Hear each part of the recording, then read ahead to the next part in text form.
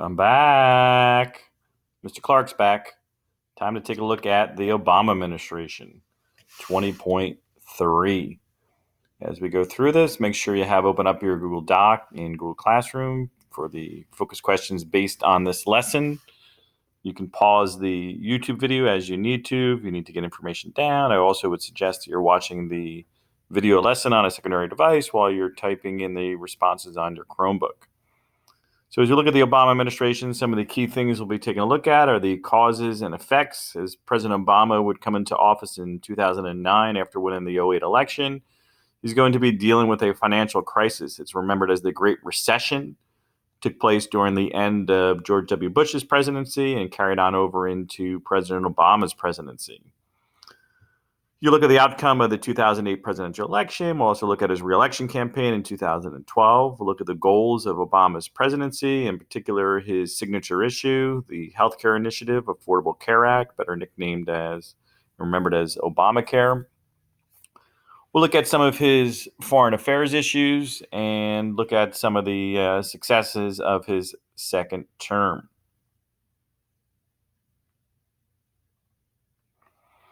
So we look at the candidates for president in 2008. You have for the Democrats, Barack Obama and Joe Biden, who ran as his vice presidential running mate. Biden, of course, will serve his 8 years as Obama's vice president, and he's going to be the Democrats' presidential nominee to take on President Trump in 2020. On the side of the Republicans, the ticket included John McCain. He had previously run for and not received the Republican nomination for the presidency. He had challenged for the nomination in 2000 versus George W. Bush, and then finally here in 2008, he got the nomination. He went outside the box a little bit and chose a relatively unknown governor from Alaska, Sarah Palin, as his vice presidential running mate. When you look at John McCain, he's a fairly well experienced and well qualified candidate for the presidency in 2008. He was a son and grandson of Navy admirals, so a long history of service from his family. He was a distinguished pilot himself in the Vietnam War. Unfortunately for John McCain, he was a prisoner of war for several years during the Vietnam War.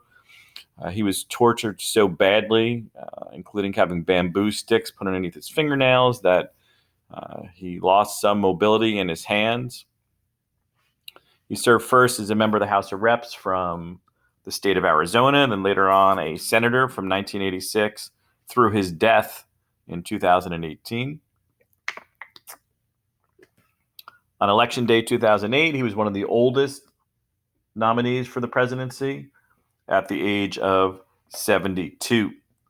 And of course, President Trump is in his 70s, and Joe Biden will be in his 70s as he will be the nominee on Election Day in 2020.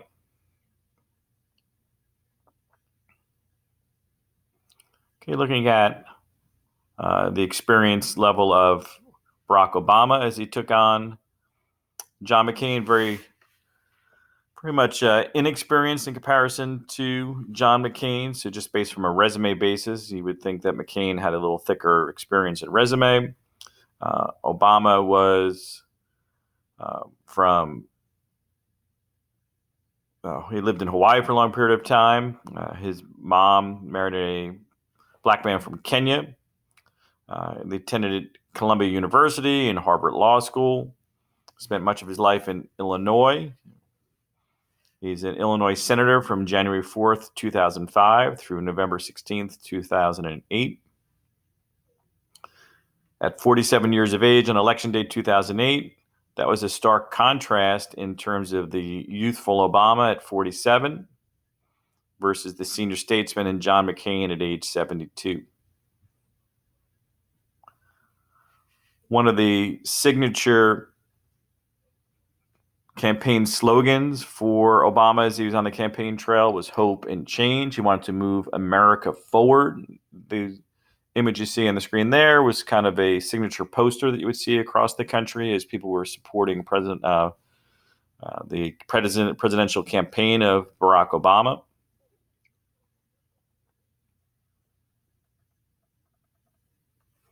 When you look at the factors that contributed to Obama's victory in '08, Well, George W. Bush, who was a Republican at the time, was not very popular because of the economic recession. They tied McCain to the Bush administration a little bit there, saying that if you voted for McCain, you're voting for more of the same. And as the nation was struggling through an economic recession, very often the country itself will want a reverse or opposite philosophy. So therefore, with a Republican in charge of an economic recession, they felt it would be best to elect a Democrat. Also, McCain's vice presidential running mate, Sarah Palin, had several gaffes during the campaign. Of course, Barack Obama, as you probably know from watching him yourself, he's a very great speaker. He's very captivating, and he can really bring people together from a connection standpoint. Many Americans embrace the idea, too, of electing the nation's first African-American presidential candidate. And two, he also appealed to a younger generation of Americans. So if you're in your 20s or even your 30s, you might feel that Barack Obama could better relate to you than somebody in their 70s. Okay, as Obama takes the presidency, the first thing he dealt with was the weak economy. And then the American Recovery and Reinvestment Act was passed to address the economic issues in the country at the time. It was a $787 billion economic stimulus plan, including tax cuts, financial aid to the states, and funds for infrastructure projects.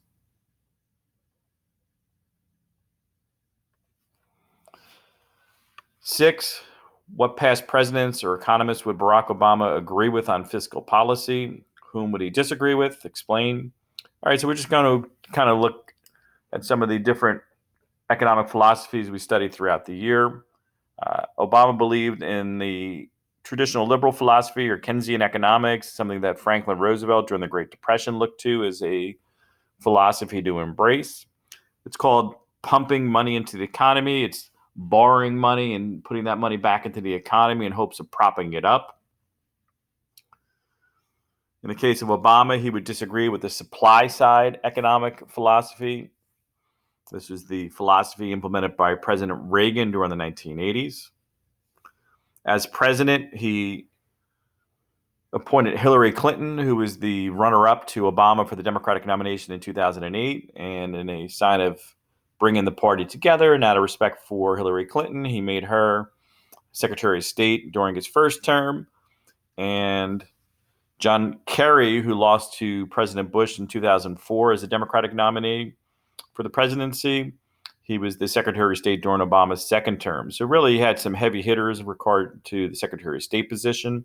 And since that position represents the country across the world, it's always good to have a person that you could trust and someone with good experience in those positions. President Obama had the opportunity to fill some Supreme Court vacancies during his presidency. In 2009, Sonia Sotomayor, the daughter of Puerto Rican parents, was a Hispanic justice and the third female appointed to the Supreme Court. Elena Kagan, a champion of civil rights, and the fourth female appointed to the Supreme Court in the history of the country, was appointed in 2010. Both of those justices are very liberal.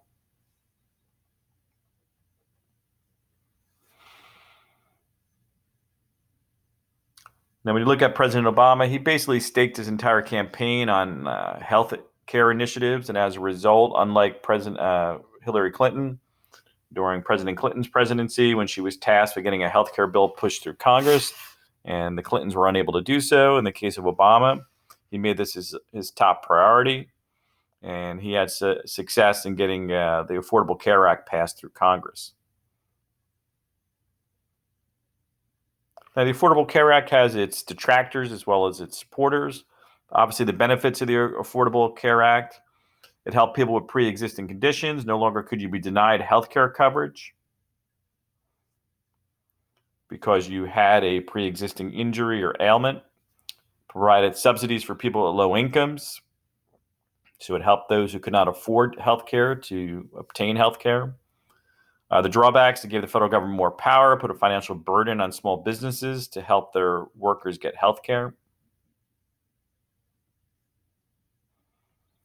In regard to foreign policy, in August 2010, President Obama announced that It was an end of all combat missions in Iraq, so a war that dated back to George W. Bush's presidency and even Part 1 or Gulf War I back to the first Bush administration.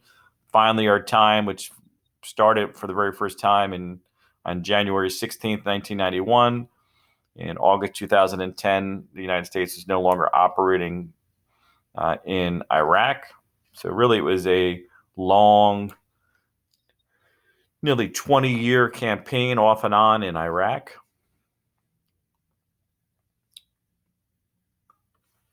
The Iraq War saw over 4,000 Americans lose their lives and 31,000 plus who were injured. So certainly a devastating impact on many families, friends, etc. across our country. A lot of sacrifice.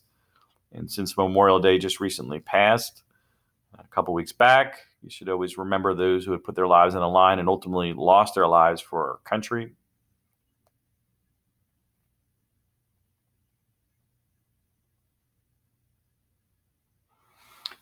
When was bin Laden finally killed?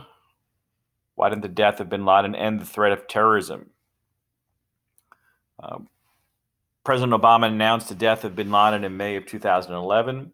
If you look at the photograph on the left, that's basically the Situation Room, in which you can see Joe Biden, Barack Obama, Hillary Clinton, and that's Secretary of Defense Robert Gates.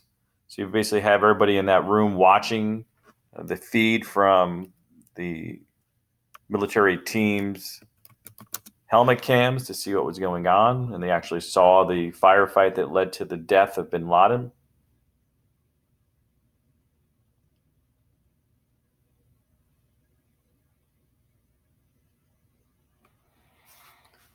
Why are midterm congressional elections always significant? And we looked at these a little bit during the Clinton administration. He was elected in 92, had a really bad midterm congressional election in 1994, which led to Newt Gingrich and the Contract with America Republican Congress coming in. So when a president's political party gains seats in Congress, it's an indication the public strongly approves of the job the president is doing.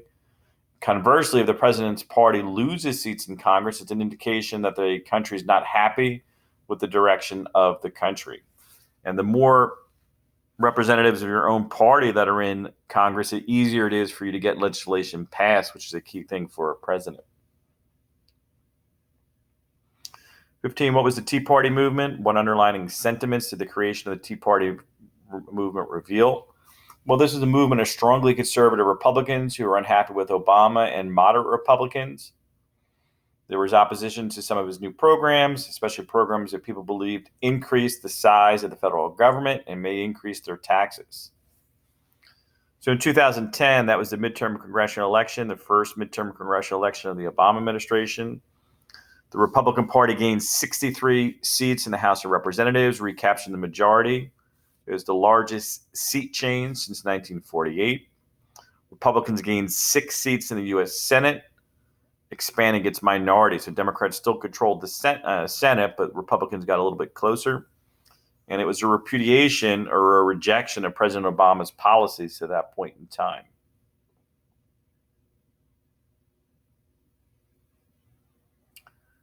Compare Obama's campaigns in 2008 and 2012. What different challenges did he face during the campaigns?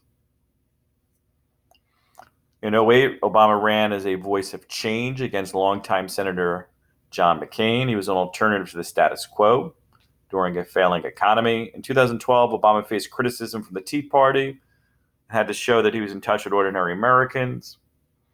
And Mitt Romney, he ran as the Republican nominee with Paul Ryan. So that's Paul Ryan on the left, Mitt Romney to the right. And despite running a decent campaign, ultimately Mitt Romney would lose the presidency in 2012 to President Obama.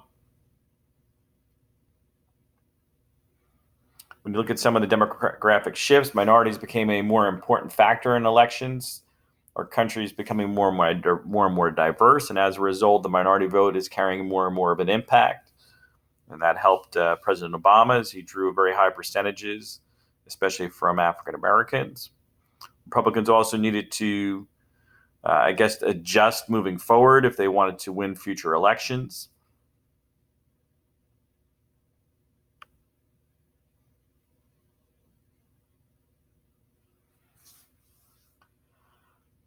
19. What was President Obama's most significant challenge during his second term? Well, a lack of agreement among the different branches of government and between the two parties led to a government shutdown in 2013. The Republican Party became more of an obstructionist party rather than looking for ways to work with President Obama. 20. What disagreement led to the government shutdown in the fall of 2013? It's when Republicans refused to raise the borrowing limit unless the Affordable Care Act was postponed and energy deregulated and tax reform recommendations were passed. Democrats refused to budge, and as a result, the government shut down. Lesson reflection: when you reflect back on the Obama presidency, the greatest accomplishments include his signature issue, the Affordable Care Act, helped to insure millions of Americans. Unemployment rate went from 10 to 5%. He promoted the rights of same-sex partners, leading to the Supreme Court upholding finally same-sex marriage rights. And he permanently eliminated the threat of Osama bin Laden.